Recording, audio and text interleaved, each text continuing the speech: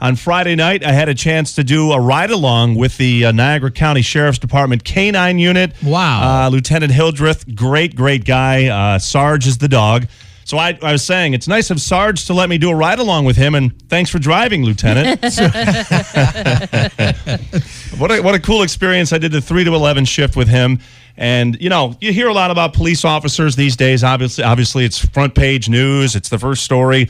The guys that I met with and saw and interacted with that night, some of the most respectful, focused, dedicated. And when I say respectful, they're respectful to the people they interact with. They're not walking up to them saying, here's a criminal, you're suspicious, you're guilty. That's not how it was. I mean, every person they came in contact with, they were very respectful, let them talk, figure out what's going on. And I was talking to the lieutenant about it. He said the biggest issue about the policing and what's going on in the world today is communication. If the officers and the suspects or whoever come in contact with each other, talk to each other. Don't go in there thinking you're guilty or you're a cop, you're bad. Let's communicate and figure this out. It was really a cool experience. I think you're going to find that 99.9% of the police officers on forces today around the country are that way. They're very respectful. They're very professional. And you got an opportunity to see that. Now, is this something that the Niagara County Sheriff's Department does for...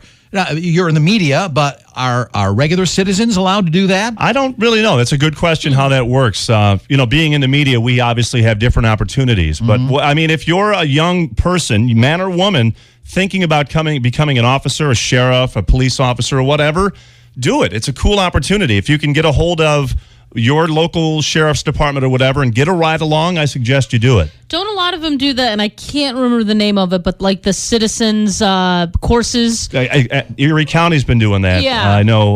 But what a neat experience. I got to see Niagara County like I've never seen it before.